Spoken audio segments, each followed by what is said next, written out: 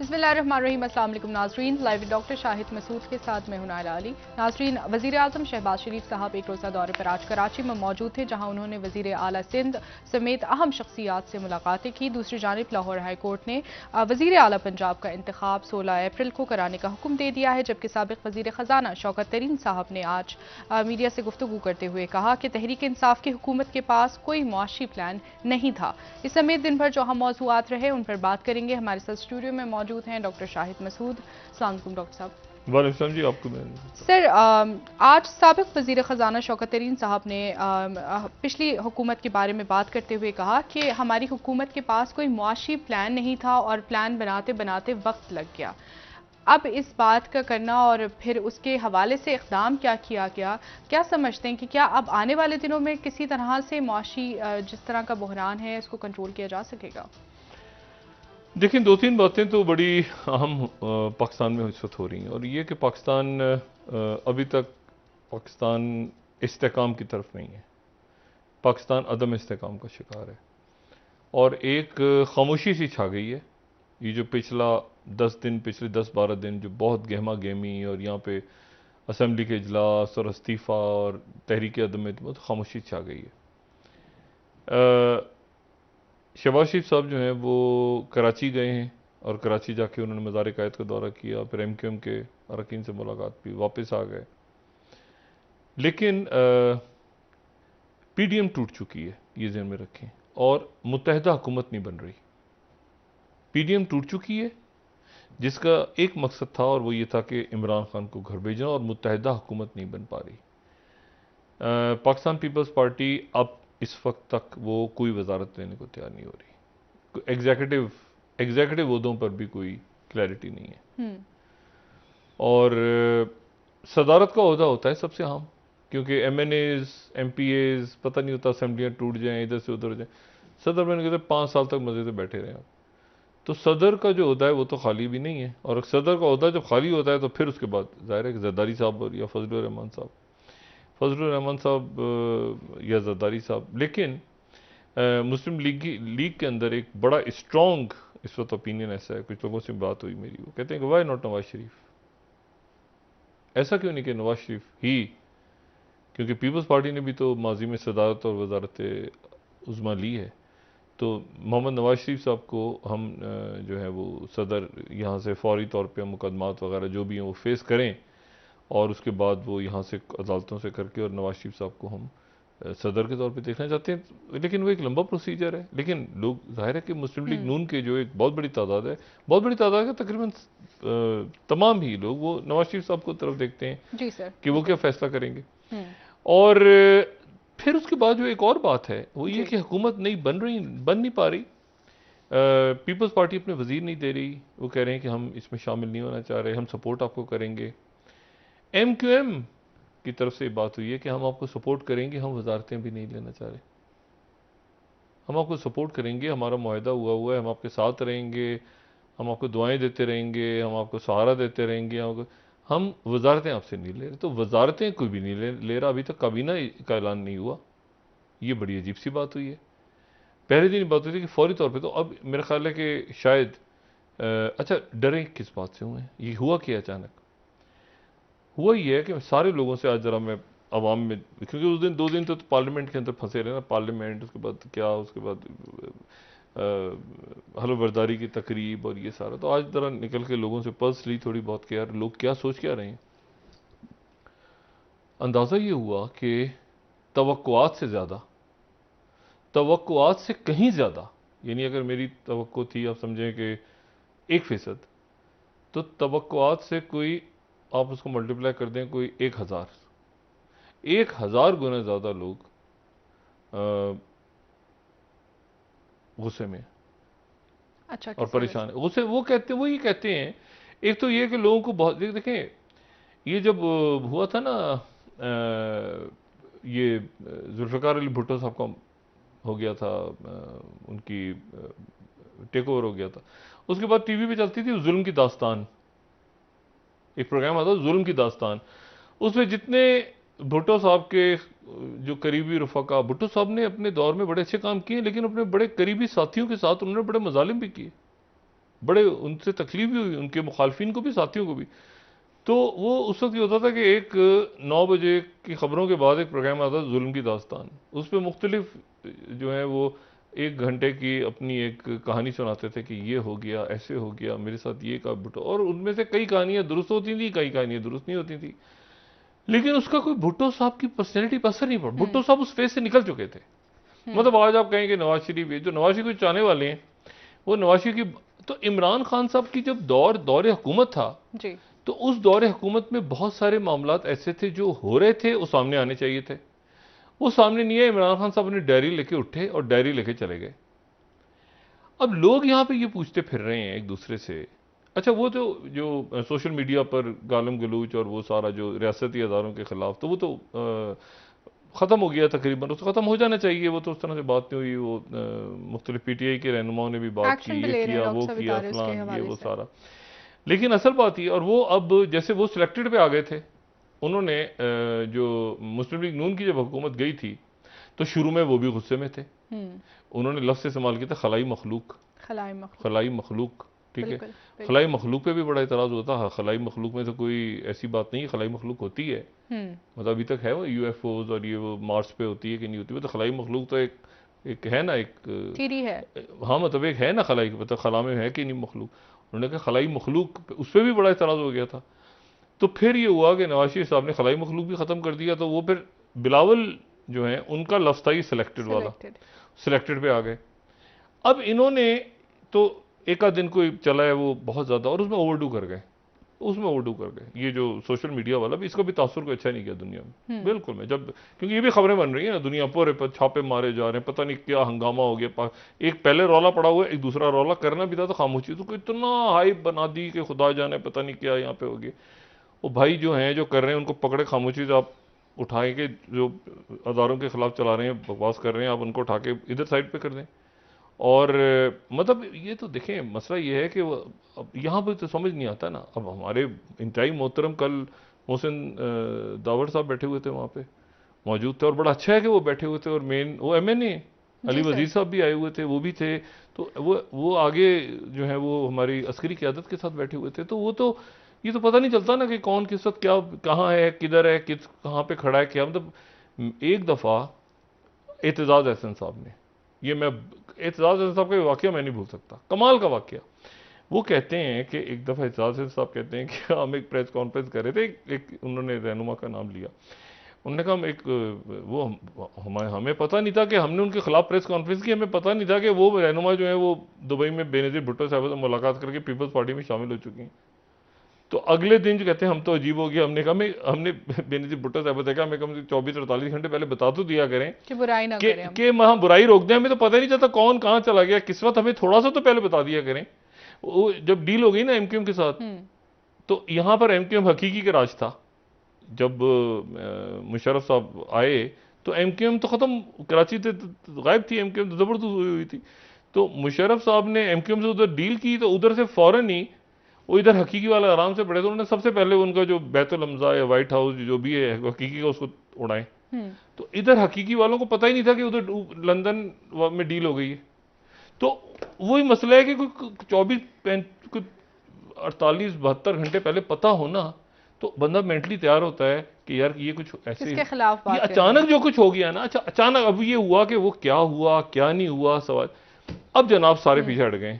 अच्छा मैं अपनी जो जुमला कंप्लीट करके उसके बाद अपने मेहमान की तरफ जाते हैं, क्योंकि इसमें कोई अच्छी पहलू भी हैं इसमें। अच्छा वो अब ये हुकूमत का, यानी अब हुकूमत तो नहीं बन रही ना अभी तो मुस्लिम लीग नून के ऊपर सारा पड़ गया। सबसे मैं सियासी तौर पे बात कर रहा हूँ, सबसे बड़ा चैलेंज कह लें या इसको फ़ायदा कह लें या इसको नुकसान कह लें, ये डिपेंड करता है क्योंकि वो मुस्लिम लीग नून के ऊपर आ गई है इस वक्त।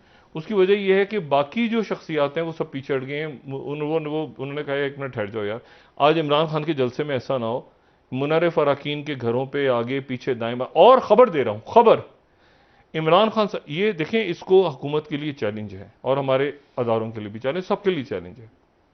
इमरान खान साहब दुखी होके गए हैं, ठीक है, और जाहिर है पहले दिन तो डिप्रेशन में थे वो, लेकिन उसके बाद जो पब्लिक निकली, इधर उधर से खबरें आने शुरू हुई, तो वो थोड़ा सा चार्ज हुए। अब हमने इसको सेटल, अब इसको कैसे करना है। इमरान खान साहब किलर इंस्टिंक्ट के साथ, अच्छा वो कि मेरे अच्छा उन्होंने भी अब फौज को की बात नहीं कर रहे, अब उन्होंने नाम रख दिया इम्पोर्टेड गवर्नमेंट। इम्पोर्टेड गवर्नमेंट, एक सिलेक्टेड गवर्नमेंट, इलेक्टेड, अब इम्पोर्टेड गवर्नमेंट।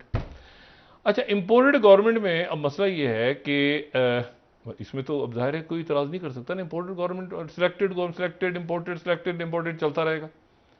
लेकिन सवाल ये है कि जो पब्लिक निकली इमरान खान के लिए, इमरान खान साहब खुद भी शायद एक्सपेक्ट नहीं कर रहे थे, दुनिया भर से लोग निकल के आ गए और उसके नतीजे में ये यहां रुक गए। मैंने आपसे कहा ना वो एक वो चल रहा था, वो क्या कहते हैं, जैसे स्टॉक मार्केट में भाव नहीं चलता, मैंने खुद यहां पे कहा कि लोग कहते हैं हमें पैसे नहीं मांग रहे, लोग कह रहे हैं अगले इलेक्शन में हमें टिकट चाहिए मुस्लिम लीग नून का। अब लोग कह रहे हैं भाई टिकट हमें मुस्लिम लीग नून का ये बताएं कि टिकट लेके हम जो मुनव्वर अरकान है वो अपने इलाकों में नहीं जा पा रहे, होटल में बैठे हुए हैं, यहाँ बैठे हुए हैं, महीनों से बैठे हुए हैं, नहीं जा पा रहे, अपने इलाकों में नहीं जा पा रहे। अच्छा। होटल्स में मौजूद हैं। तो आवाम की जानिब से रिएक्शन देखने में आया है वो उनके देखें ना, बड़ा खौफनाक, अनएक्सपेक्टेड रिएक्शन है, अनएक्सपेक्टेड। अच्छी खबर दरमियान में ये है, और मैं अभी मेरी बात नहीं हुई, मेरी गुजारिश, मैं देखते हैं कि अशफाक हसन खान साहब, क्योंकि डॉलर की कीमत नीचे गई है और एक माशी तौर पे हमें इस्तेकाम नजर आ रहा है।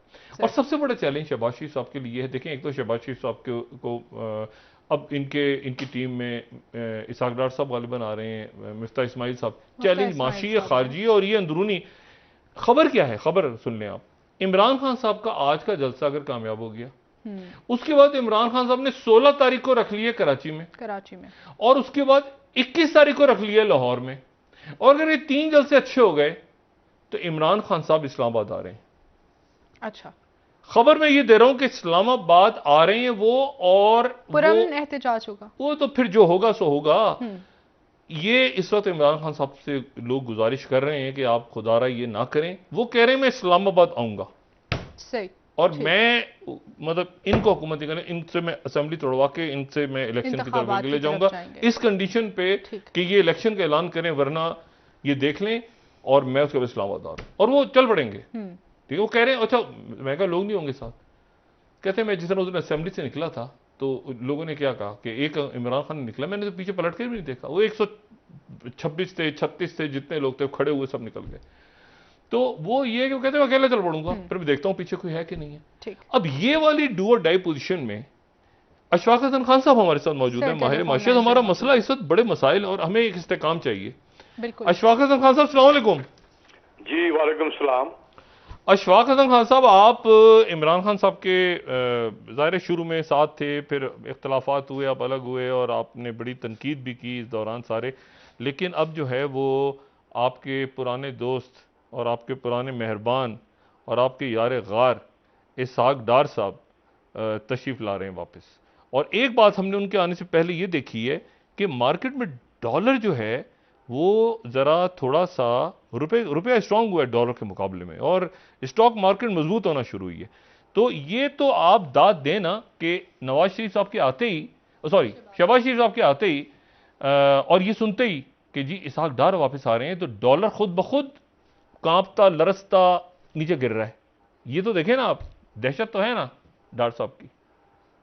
देखिए, ये आपने बड़ा अच्छा सवाल किया, बड़ा टाइमली सवाल भी किया है आपने जी। आपको ये मालूम होना चाहिए, और इस प्रोग्राम के जरिए से आपके नाज़रीन को भी मैं बताना चाहता हूं कि ये जो मौजूदा गवर्नर है हमारे रजा बाकर साहब, इनका टेन्योर 4 मई को खत्म हो रहा है। अच्छा, आज से चंद दिनों के बाद खत्म हो जाएगा, और वो बहुत कोशिश कर रहे हैं कि मुझे एक 5 साल का टेन्योर और मिल जाए, क्योंकि अभी जो स्टेट बैंक का नया एक्ट आया है इसमें 3 साल के बजाय 5 साल कर दिया गया है। तो ये वो 5 साल के गवर्नरशिप के लिए लगे हुए हैं। अच्छा, उनको ये पता है कि इसहाक डार साहब की जो है, आप जिन्होंने जिक्र किया कि वो आ रहे हैं, तो इनको उसके माइंड सेट का भी पता है। इसने डर से आते ही मार्केट को मैनिपुलेट करके चीजों को नीचे की तरफ ले आ रहे हैं। डॉलर धड़ाधड़ 7-8 रुपए तकरीबन जो है वो नीचे आ गया। अब आप खुद सोचें कि जब डॉलर नीचे की तरफ जा रहा होता है, रुपये नीचे की तरफ जा रहा है, तो हम कहते हैं कि जी हमारे रिजर्व पे प्रेशर पड़ रहा है, रिजर्व देखें गिर रहा है, उस पर प्रेशर है, तो करेंसी डिप्रिशिएट हो रही है। तो ये 8 रुपया अगर ऊपर चला गया है तो क्या हुआ है कि कोई मैसिव इनफ्लो हुआ है पाकिस्तान में डॉलर का बायस है। बेतहाशा बाहर से डॉलर आया है, जिसकी वजह से हमारा रिजर्व ऊपर चला गया और उसकी वजह से एक्सचेंज रेट जो है हमारा अप्रिशिएट होने लगा। ये बड़ा चालाक आदमी है, इसने माइंड रीड कर लिया है और ये अपने नए प्राइम मिनिस्टर को भी इम्प्रेस करने की खातिर ये मैनिपुलेट करके करेंसी को नीचे ले आया है। कोई पाकिस्तान के इकोनॉमिक फंडामेंटल में कोई तब्दीली नहीं हुई है, लेकिन एक्सचेंज रेट नीचे आ रहा है। तो आप इनकी इन बातों पे ना जाएं कि ये he is looking for extension for 5 years। अच्छा चलें, नहीं लेकिन स्टॉक मार्केट भी तो इस्तेकाम है। देखिए, स्टॉक मार्केट जो है वो इसका रियल इकोनॉमिक्स से कोई ताल्लुक नहीं होता है, वो सिर्फ इवेंट ड्रिवन होता है, इंफॉर्मेशन ड्रिवन होता है। अगर कोई अच्छी खबर आ जाए तो एकदम ऊपर चली जाती है, कोई नीचे बुरी खबर आ जाए तो एकदम नीचे चली जाएगी। एक कोई जजमेंट ऐसा आ गया अदालत में तो एक अच्छा जजमेंट है, एकदम ऊपर जाएगा, बुरा जजमेंट है नीचे आ जाएगा। तो वो नहीं चलें मुझे आप ये बताएं, मुझे ये बताएं कि शौकत तरीन साहब और हफीज शेख साहब दो आपने देखे और खूब तनकीद भी आपने की। अब आ रहे हैं मिफ्ता इस्माइल साहब जो कह रहे हैं कि सारी फिगर्स गलत थी, वो कह रहे हैं ये फिगर्स गलत थी। आपने दोनों अदवार देखे हैं, अब आप मुझे बताएं मैं किसकी बात पे, उनकी बात पे यकीन करूं? आप उन पे भी तनकीद करते हैं, इन पे भी तनकीद करते हैं। कौन सा मतलब नया पाकिस्तान, पुराना पाकिस्तान, कौन सा पाकिस्तान ऐसा है जो आप समझते हैं? क्या इश्यूज रिजॉल्व हो जाएंगे मईशत के? डॉक्टर साहब आके कुछ तो करेंगे ना, बाहर से पैसा वगैरह आएगा, क्या होगा? कैसे देख रहे हैं मईशत को पाकिस्तान की आने वाले दिनों? पहली चीज ये है कि कोई कंपैरिजन नहीं है, और सबसे पहली चीज ये है कि अगर मिफ्ता इस्माइल साहब कहते हैं कि सब गलत हैं, मैं उनसे इत्तेफाक नहीं करता हूं। अच्छा? बिल्कुल नहीं इत्तेफाक करता हूं। देखें, इस दौर में भी कुछ चीजें अच्छी हुई है, कुछ चीजें अच्छी नहीं हुई है, खराब हो गई हैं। मिसाल के तौर पे अगर इकोनॉमिक एक्टिविटी में आप देखें, जो इकोनॉमिक ग्रोथ है उसमें वाकई इजाफा हुआ है, डिस्पाइट द फैक्ट कि दुनिया में पैंडेमिक की वजह से दुनिया की इकोनॉमी कॉन्ट्रैक्ट कर गई, नेगेटिव ग्रोथ में चली गई। हम भी नेगेटिव ग्रोथ में चले गए 1% 2021 में, 2020 में। 21 में रिकवर किया हमने और तकरीबन 5.6-5.7% के करीब ग्रोथ पिछले साल का होगा। इस साल मेरा अपना ख्याल है कि ये 4 और 5% के दरमियान में कहीं पर ग्रोथ होगा। तो एक अच्छी है, चीजें बेहतरी की तरफ जा रही हैं। जहां तक इंडस्ट्रियल एक्टिविटीज का ताल्लुक है, अभी तक हाफ ईयर में जो नंबर आया नहीं है, तो ये अच्छी तरफ जा रही है, तो ये और अच्छी तरफ जाएंगी ना। फिर मैं तो आपसे कह रहा हूं अच्छी तरफ जा रही है, तो फिर इनके आने से तो फिर और बेहतर होगा ना इंशाल्लाह। और मैं देखें, वो सारी चीजें उस वक्त अच्छी तो नहीं थी ना। जो खराब हुई है वो हमारा एक्सटर्नल बैलेंस ऑफ पेमेंट है। अच्छा। उस हुकूमत को मैंने चीख के कहा कि खुदा के वास्ते ये नॉन एसेंशियल इंपोर्ट्स को कर्ब करो, डॉलर सेव डॉलर। मुझे इल्म है, मैं अशफाक साहब कर्ब नहीं किया। मेरी आप गुजारिश सुन लें। मैं आपसे कह रहा हूं कि आने वाले दिनों में मईशत हमारी बेहतर होने जा रही है। मिफ्ता इस्माइल साहब और डार साहब की टीम बेहतर करेगी या बेहतर नहीं करेगी? अच्छी खबर सुनना चाह रहा हूं मैं आपसे, आपकी क्या है असेसमेंट? देखिए, पहली बात यह है कि अभी तक तो हमारे पास कोई फाइनेंस मिनिस्टर भी नहीं आया। 48 आवर्स तो हो गए, ना कैबिनेट बनी है, ना कोई फाइनेंस मिनिस्टर है। तो मैं क्या आपको बताऊं कि कौन फाइनेंस मिनिस्टर बन रहा है? और नहीं, अभी तो मिफ्ता इस्माइल साहब है ना, उन्होंने फिगर्स रखी। हमाद साहब कह रहे हैं कि गलत फिगर्स हैं, वो कह रहे हैं कौन इनमें से? मैं उस सियासी बातों में नहीं पड़ता हूँ कि फिगर जो है वो गलत है या बेहतर है। फिगर बिल्कुल गलत नहीं है। अगर कोई सियासी बयान देता है तो मैं उनको हक है बयान देने का। आप कह रहे हैं हमाद अदर सही है या मिफ्ता इस्माइल सही है? मैं कह रहा हूं कि मैं जो कह रहा हूं उस पर मैं कायम हूं। किसने क्या कहा है मैं सियासी पार्टियों के बीच में नहीं पढ़ना चाहता हूं। अच्छा। फिगर की जहां तक वो दे रहे हैं वो बिल्कुल सही है, क्योंकि ये फिगर तो मैं भी देता रहा हूं। ठीक है। अगर 50% इंपोर्ट में ग्रोथ है तो ये जुल्म हुआ है पाकिस्तान के साथ में, और ये पिछले हुकूमत ने किया है। ये कि जो मुल्क बैलेंस ऑफ पेमेंट क्राइसिस का शिकार हो और वहां पर इंपोर्ट ग्रोथ 50% हो रहा हो, किसी को उसकी फिक्र ना हो, ये सबसे बड़ा चैलेंज होगा। चाहे वो इसाकदार साहब आ जाएं या मिफ्ता इस्माइल साहब आ जाएं। दूसरी चीज यह है कि जिस तरीके से एक्सचेंज रेट को हमने नीचे किया है, पाकिस्तान को बर्बाद कर दिया रजा बाकर और हफीज शेख ने। बर्बाद किया है पाकिस्तान को। जो उनको लेकर आए थे उन्होंने भी जुल्म किया है इस मुल्क के साथ में। बिलियंस ऑफ बिलियंस का कर्जा इन्होंने चढ़ा दिया पाकिस्तान के ऊपर में without borrowing a single dollar. जैसा कि आपको मैंने बताया, 1 रुपया अगर करेंसी डिवैल्यू होता है तो तकरीबन 90 अरब रुपया का कौन लाए थे कर्जा खान चढ़ जाता है। साहब, कौन लाए थे इशफाक हसन खान साहब इन दोनों को? अब मुझे नहीं पता कि कौन लेकर आया था, आपको जो नहीं भी पता? लेकर आया है। अच्छा, हमें भी नहीं पता, आपको भी, किसी को भी नहीं पता कौन ले? अच्छे, चलें, ठीक है। मुझे नहीं पता कि अच्छा। कौन लेकर आया है, लेकिन मैं ये तो कह रहा हूं कि जो भी लेकर आए थे शायद उनसे गलती हुई है, या वो नहीं जानते थे कि ये वो किस सफर पे रवाना हुए हैं। बहुत जुल्म हुआ है पाकिस्तान के साथ में। अब कैसे निकलना है आगे? अब डार साहब को क्या मशवरा देंगे? अब चलें आगे निकलते हैं ना। दो तीन मशवरा मैं जरूर दूंगा। सबसे पहले चीज ये है कि मशवरा नंबर 1, खुदा के वास्ते इस गवर्नर को आप एक्सटेंशन ना दें, वरना जिस तरीके से उसने इमरान खान को बर्बाद किया है, इनको भी बर्बाद कर देगा। अच्छा। तो मशवरा नंबर 1। नंबर 2, आप कोशिश करें जितना भी कर सकते हैं कि जितना इंपोर्ट को कर्ब कर सकते हैं, नॉन एसेंशियल इंपोर्ट को। मैं वो नहीं कर रहा हूं कि इंडस्ट्री के रॉ मटेरियल को कर दें, फला को कर दें, ठीक है। लेकिन जो अब आप खुद सोचें कि जिस मुल्क के पास डॉलर नहीं हो, उस मुल्क में आप BMW कार इंपोर्ट कर रहे हैं। यहां तक कि झाड़ू हम इंपोर्ट करते हैं जनाब म्यांमार से। कितनी शर्म की बात है, बताएं। हम एक न्यूक्लियर पावर मुल्क है, हम झाड़ू इंपोर्ट करते हैं बाहर से। अच्छा। तो इस तरीके से हमने डॉलर अपने मुल्क के हमने जाया किए हैं। हम झाड़ू इंपोर्ट, एक मिनट जरा, हम झाड़ू इंपोर्ट करते हैं?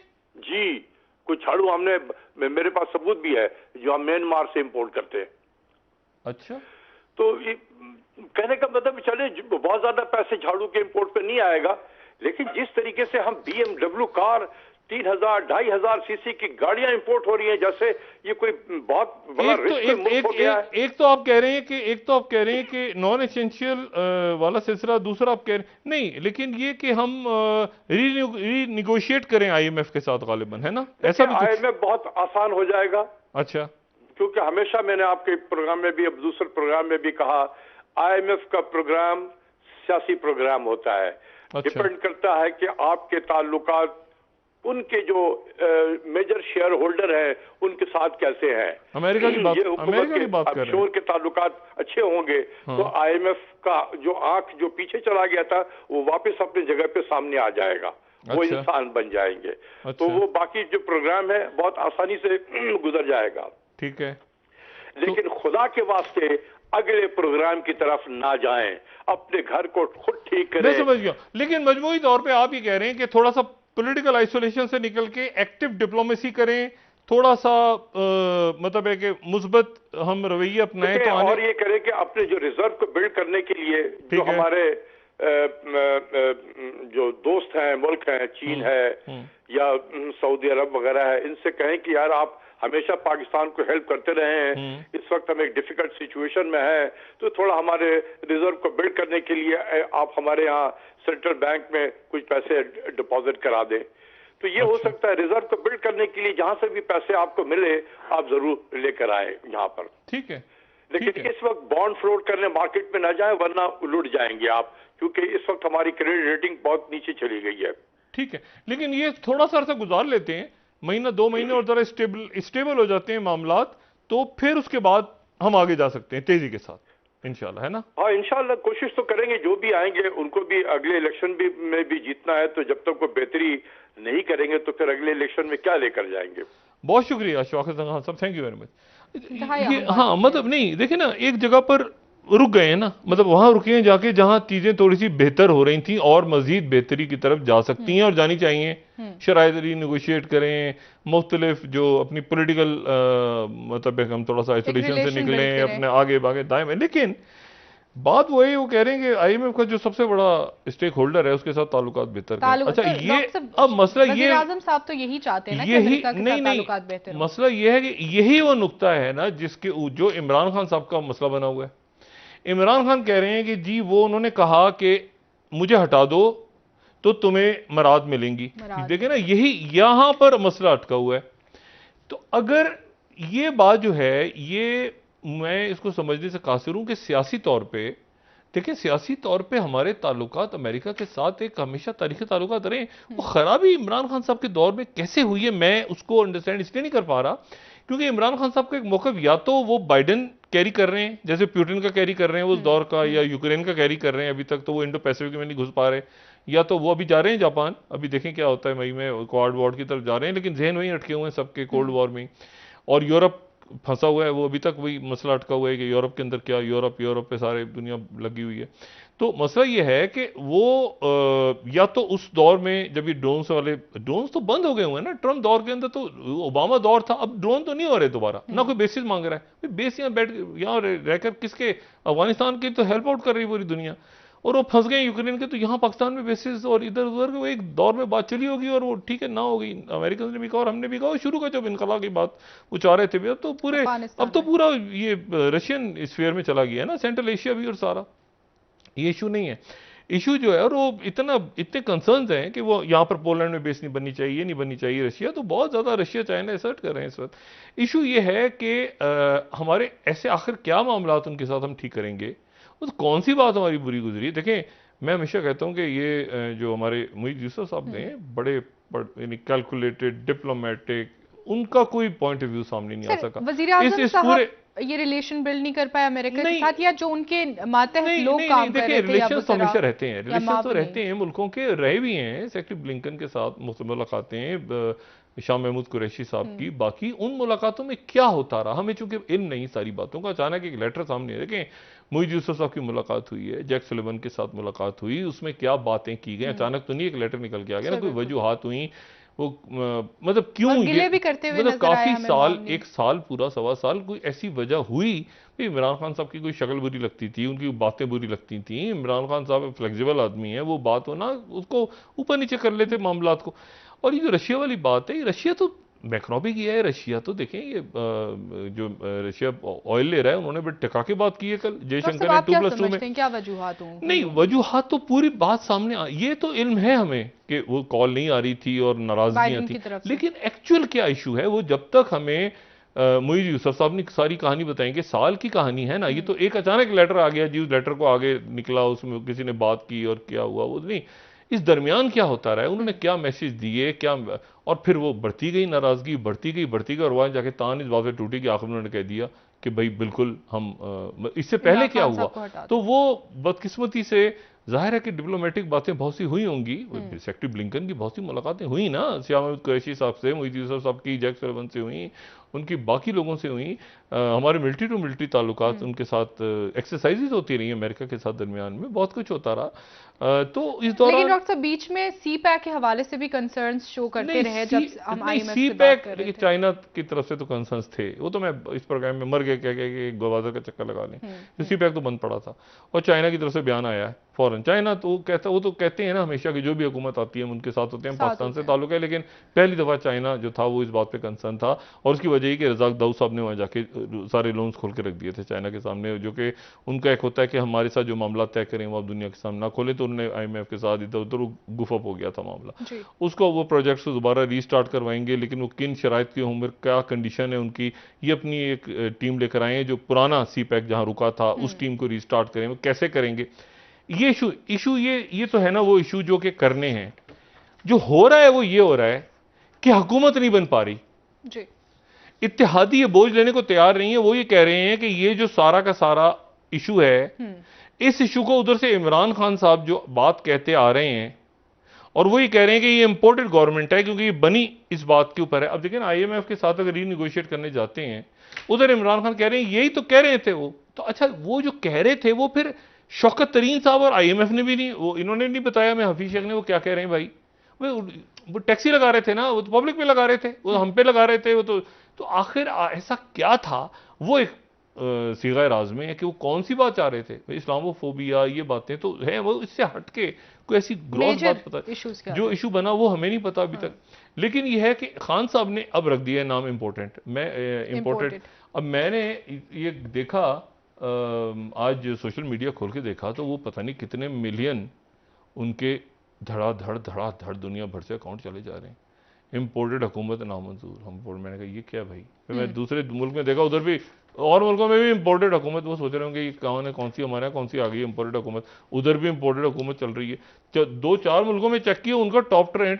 अब ये नहीं आप सोचे ना कि पाकिस्तान में बैठे हों और अचानक यहाँ कोई जो है वो जापान का ट्रेंड चलना शुरू हो जाए जापानी जबान में, तो हम क्या कहेंगे क्या हो रहा है भाई हमारे मुल्क में। उनके मुल्कों में, बाहर के मुल्कों में जो है वो चल रहा है इंपोर्टेड हुकूमत ना, वो तो एक्सपेट पाकिस्तानी तो मतलब है कि वो तो मतलब वो मुझे नहीं पता कि वो अफसोस में तो कम है, वो गुस्से में, गुस्सा, और उनको जो है ना वो इसको हैंडल करना पड़ेगा, इसको पॉलिटिकली हैंडल। इधर पकड़ धकड़, मुकदमा खुल गया, गालियां दे रहे हैं, ऐसे नहीं। जब सेंसिटिव इश्यूज होते हैं उनको लीडरशिप्स जो होती हैं, जो लीडर्स होते हैं, जो काबरीन होते हैं, वो बड़े सेंसिटिव अंदाज में डील, इसको मारो, इसको उठा लो, इसको पकड़ लो, ये थोड़ा सा रखते हैं आपके लोग। लेकिन ना नहीं, इंतकाम नहीं, फिर उसके बाद आराम से सुकून से handle with care, handle with care, आराम सुकून सा पाकिस्तानी है, मुल्क को आगे लेके चलना है, सब ने कोई लड़ना नहीं है, किसी का सर नहीं फाड़ना। कर हुआ कराची में आग लगा दी उसने, उसके झंडे को, आराम सुकून से। और फिर मतलब इसको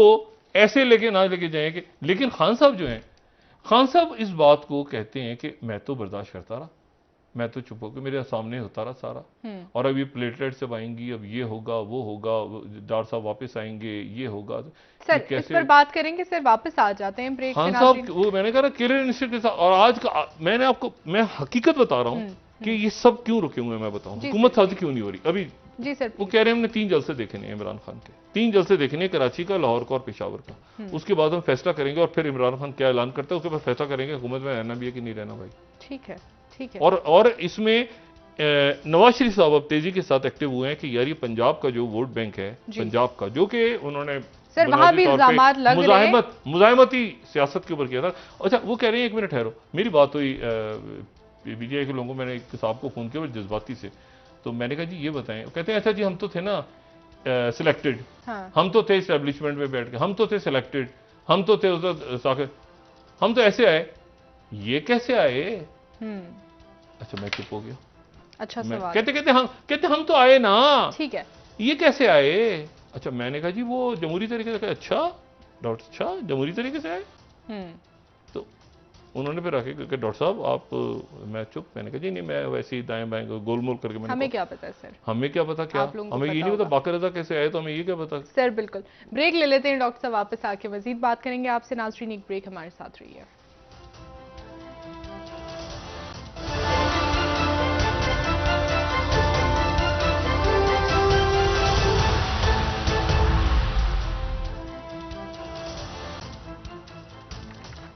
वेलकम बैक नाजरीन। जी डॉक्टर साहब, अब सियासी सरगर्मियाँ इस वक्त पंजाब में भी हमें नज़र आ रही हैं, और वज़ीर आला पंजाब के हवाले से ये बात गर्दिश कर रही है कि हॉर्स ट्रेडिंग के इल्ज़ामात इस वक्त लगा रही है ऑपोजिशन। देखिए ये सारा, एक तो आज इमरान खान साहब का जलसा, मैंने कहा ना एक मुल्क की सियासत इसलिए थम सी गई है क्योंकि आपको स्टेबिलिटी चाहिए, सबसे बड़ी, और यहाँ पर कोई कानून के खजाने तो है नहीं सर, और वो कानून के खजाने अगर हों, या आपके पास के तेल निकल रहा हो, या आपके पास गैस, आपने चीज़ें तो आपने बाहर से ही मंगवानी है, और आगे मसाइल आ रहे हैं, और मसाइल के लिए स्टेबिलिटी ज़रूरी है, स्टेबिलिटी के लिए ज़रूरी है कि लेकिन इसमें मैंने आपसे कहा ना कि खान साहब आज का उनका जलसा जो है वो इस जलसे के ऊपर डिपेंड कर रहा है सारा आज का, और उन्होंने तेज़ कर दिए जलसे अपने, यानी मतलब मिसाल के तौर पे 13 है आज, 13 तारीख, और फिर 16, और फिर 21,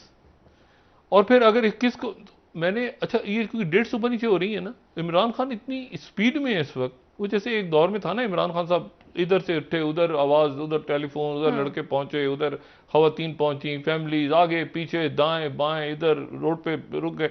मतलब इमरान खान साहब को वो आइडियल माहौल मिल गया, जो असल इमरान खान नहीं, असल इमरान खान, जो रियल इमरान खान, अवाम में, पब्लिक में, पसीना, ये वो, नमाज आगे, मतलब वो पब्लिक के अंदर जो है ना, लोगों में। और वो इमरान खान साहब जो हैं वो अब उससे निकले हैं, वो ना झंझट से। एक ना Imran Khan is good in opposition, खतरनाक इन ऑपोजिशन। वो जो लोग नहीं, 1 मिनट, उनको अंदाजा हो रहा है, मैं आपसे वही कह रहा हूँ ना, हुकूमत में मुत्तहद ही नहीं आ रहे साथ की, ये क्या हो गया भाई, 1 मिनट ठहर जाओ, ये क्या मुनर्रिफ अराकीन उधर, वो उधर, वो तो सारा बना बुनू के बैठ। अच्छा अब वो कह रहे हैं कि जी मैं आके यहाँ पे इनको मैं चलने नहीं दूंगा। अच्छा अगर वो कहते हैं ना कि मैं मिफ्ता इस्माइल को चलने नहीं दूंगा, मैं उन्होंने नाम पकड़ा हुआ है शहबाज शरीफ साहब को। शहबाज शरीफ साहब इस वक्त मुकम्मल तौर पे हर एक से मिल रहे हैं जाके कि इस्तेकाम पैदा हो, इधर इस्तेकाम पैदा हो, इधर इस्तेकाम पैदा हो, फिर मैं सऊदी अरेबिया, फिर मैं चाइना, वो जहां आगे जाएंगे पीछे इमरान खान साहब को मिलेगी स्पेस, और स्पेस मिलेगी तो वो आगे देखो इधर गया। अच्छा, वो उन्होंने बाहर भी जाना है, इधर भी जाना है, कॉन्स्टिट्यूएंसी को भी देखना है, इधर भी। इसमें इमरान खान साहब जो हैं वो कह रहे हैं कि मैं आ रहा हूं किलर इंस्टीट्यूट, इसको मैं नहीं चलूंगा, इसको मैं नहीं चलने दूंगा।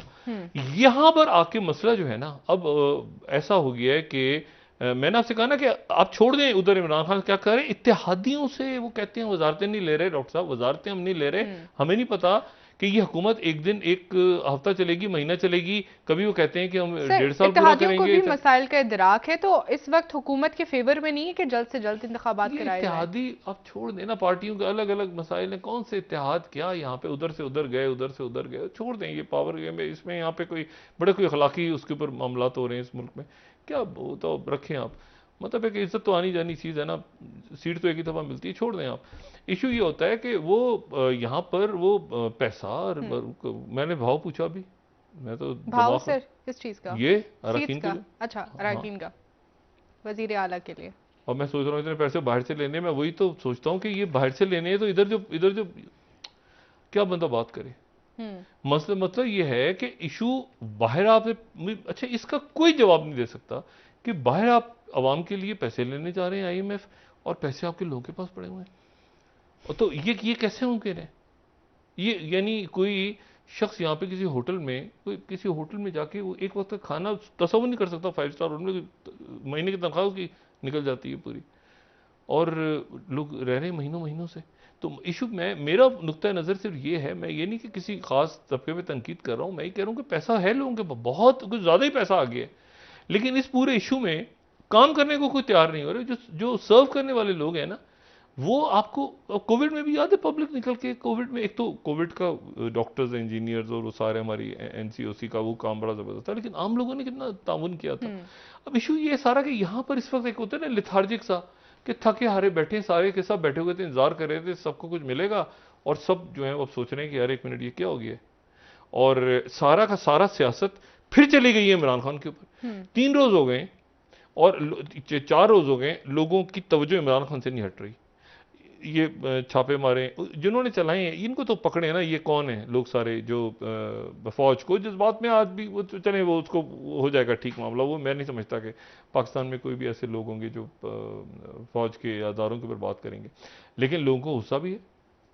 अब उस गुस्से को आपने कैसे हैंडल करना है, देखे ना, गुस्सा भी है ना लोगों को, लोग कह रहे हैं 1 मिनट यार, इमरान खान को बाहर निकाल दिया तो वो तो, अच्छा वो भी हमारे मोहतरम है, इंतहाई मोहतरम अली वजीर और मोहसिन दाऊद कहते हैं उनको बिठा लिया, इमरान खान को हटा दिया, और उसको तो अब कैसे करना है, यहाँ तो बातचीत ही होगी।